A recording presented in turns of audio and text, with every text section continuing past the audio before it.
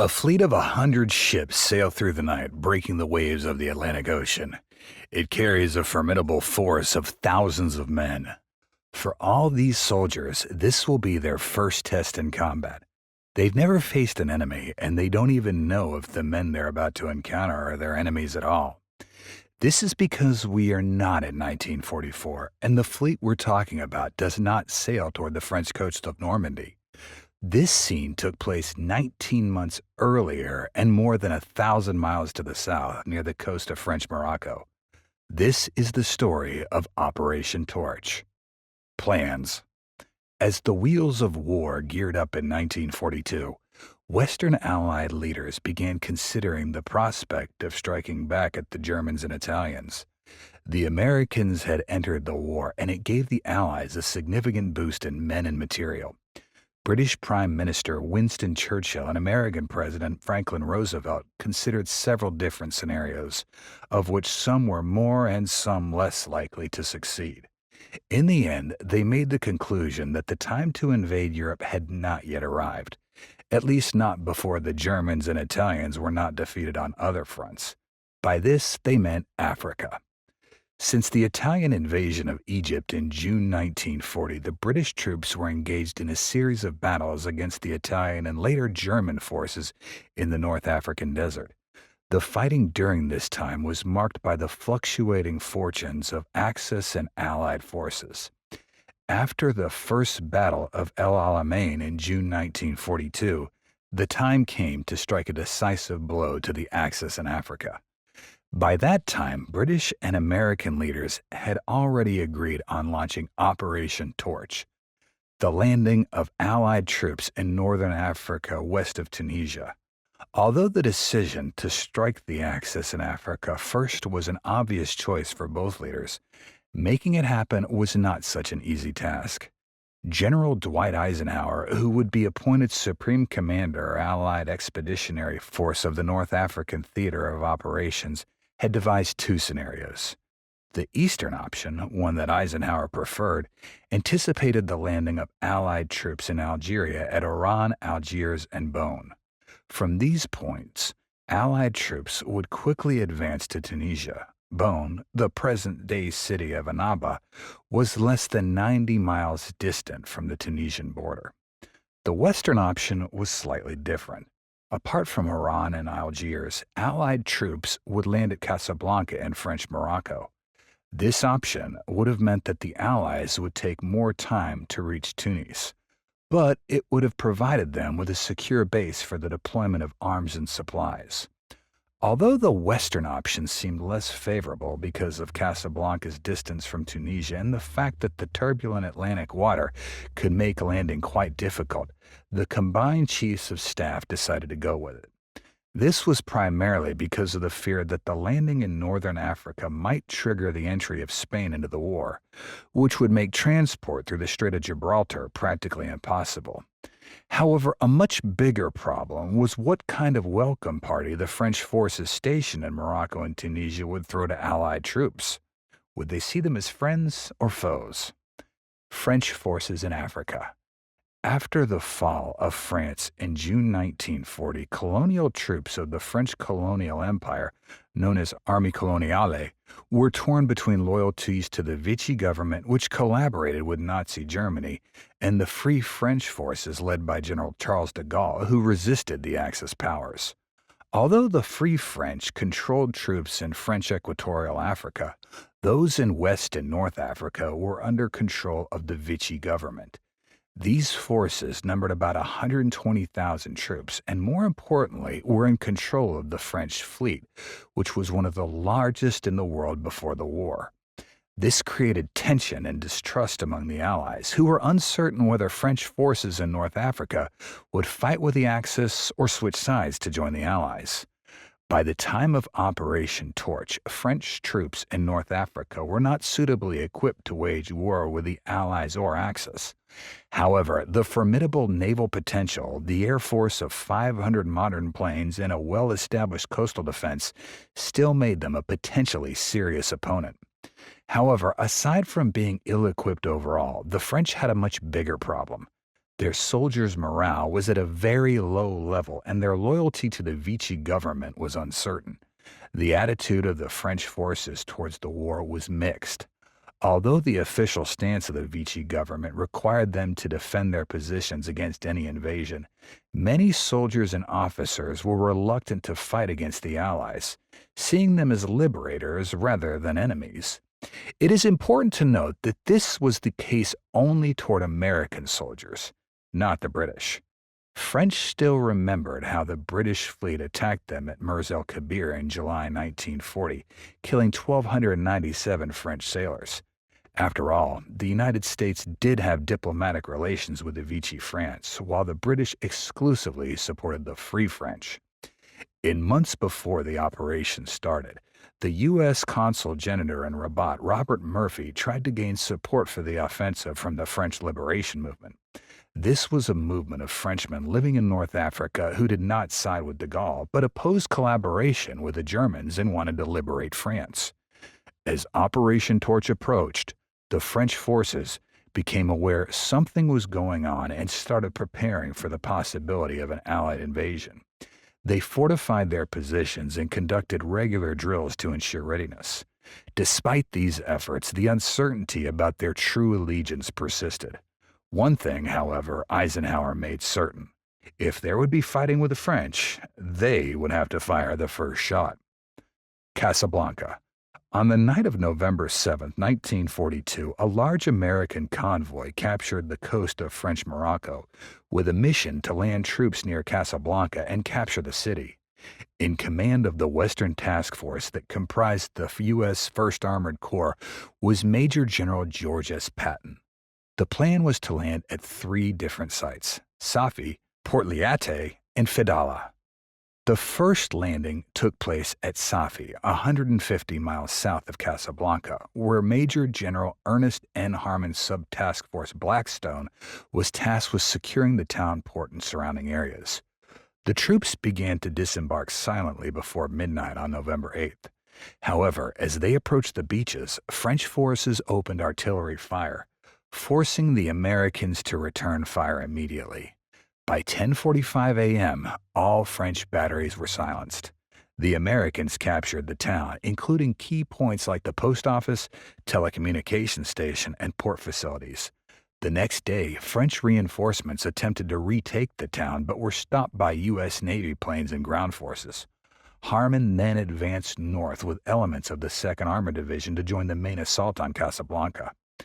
The second landing took place the same day at Port Liate, 88 miles north of Casablanca. Over there, Major General Lucien K. Truscott's Sub-Task Force Goalpost had the task of capturing the port and, more importantly, 2 adjacent airfields.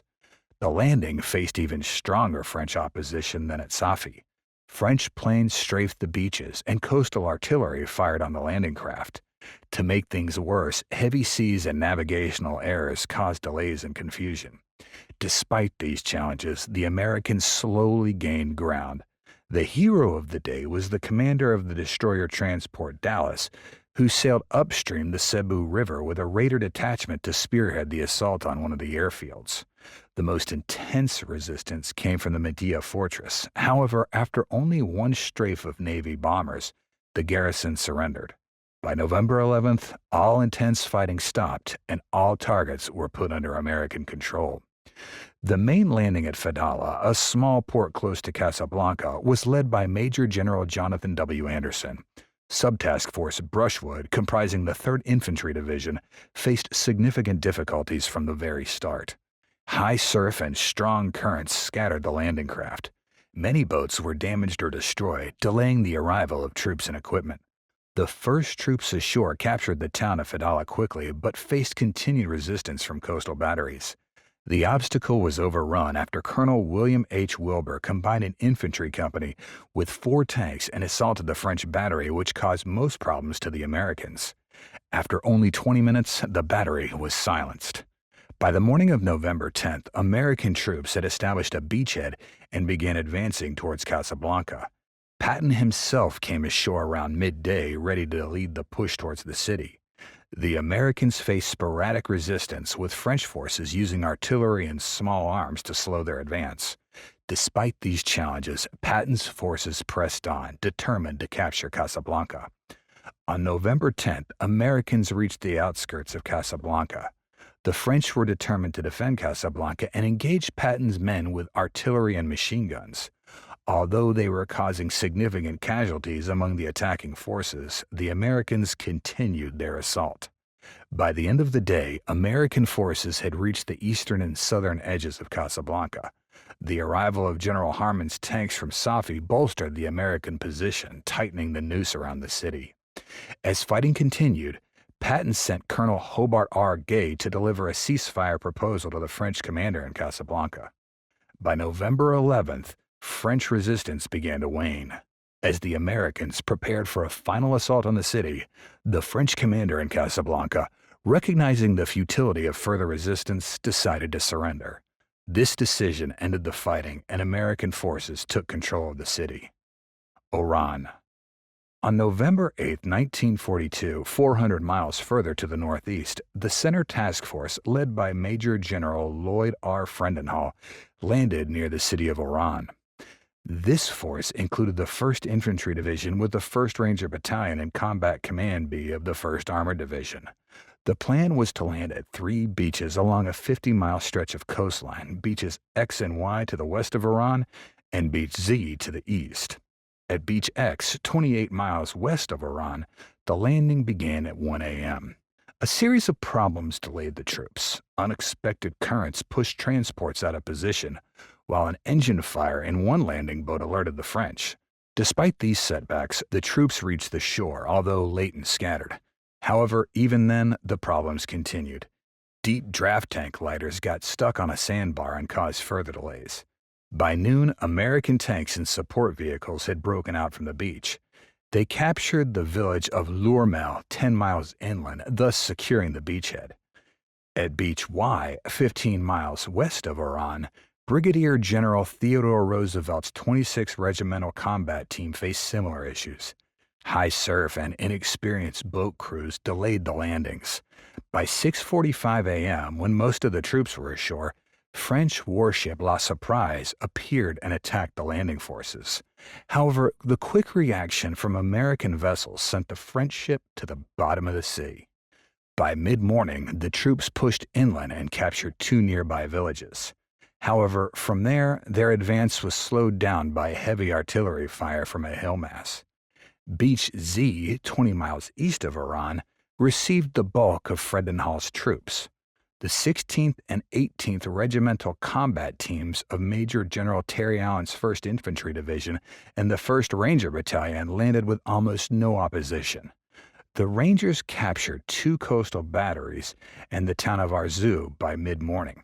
The 16th Infantry advanced quickly, and by taking 2 villages ahead of schedule, they set up a defensive line 8 miles inland. Tanks of the 1st Armored then moved directly to strategically important Tarafui airfield.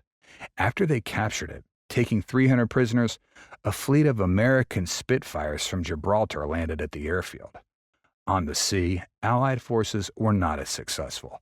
As part of Operation Reservists, 2 British destroyers, HMS Walney and HMS Heartland, were tasked with a daring raid on the harbor to prevent the French from scuttling their ships or blocking the port.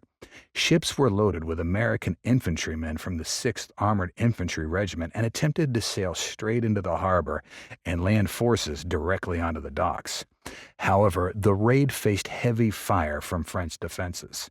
Both destroyers were heavily damaged and set on fire. Most of the troops on board were killed or wounded, and the raid failed to capture the harbor. On November 9th, American ground forces encountered a stronger defense. A large infantry attack hit the 16th Infantry, while a lesser assault slowed the 26th Infantry. Both attacks were repelled by mid-afternoon. At the Tafarui airfield, French tanks attacked American armor, but were defeated, leaving 14 destroyed tanks behind. The Americans captured La Seigne airfield with no losses. The Center Task Force now controlled both airfields in the area. Gradually losing ground, French resistance focused on the towns of St. Cloud, Valmy, and Masseron around Oran. To avoid mounting casualties, Major General Frendenhall decided to bypass under the cover of night the strongest French strongpoints and move toward the Oran. It was a risky move, but the Americans succeeded. On November 10th, they attacked Oran from three sides. French defenses were disorganized but still managed to organize an artillery fire against the invaders. By 10:15 a.m., an American armored column broke through the south side of Oran and after intense fighting moved toward the French commander's headquarters in the port. The maneuvers forced the French to call for a ceasefire, which took effect at 12:15 p.m. Only a couple of hours later, French units in Oran surrendered. The capture of Oran was a significant achievement for the Allies. It provided them with a valuable port and airfields to support further operations in North Africa. Algiers. Further to the east, the Eastern Task Force approached Algiers on the night of November 7, 1942. This force included both American and British troops. The American forces consisted of the 39th Infantry Regiment from the 9th Infantry Division and the 168th and 135th Infantry, both from the 34th Infantry Division. The British included the 11th Infantry and 36th Infantry Brigade and two commando units, number 1 and number 6. Because of the anti-British sentiment among the French, some British units such as number 6 Commando wore American uniforms, while two British destroyers flew American flags. The plan was for American and British forces to land at 3 points along a 50-mile stretch of coast: Beaches Apples and Beer to the west of Algiers, and Beach Charlie to the east. The goal was to take the beaches, secure roads and villages, and capture 2 airfields before converging on the city of Algiers. The landing at Apples Beach went smoothly. The British 11th Infantry Brigade landed on time and without mishap. By 7 a.m., they had moved 12 miles inland and taken Blida Airfield. However, at Beach Beer, high surf and problems with boat crews delayed the landings. The 160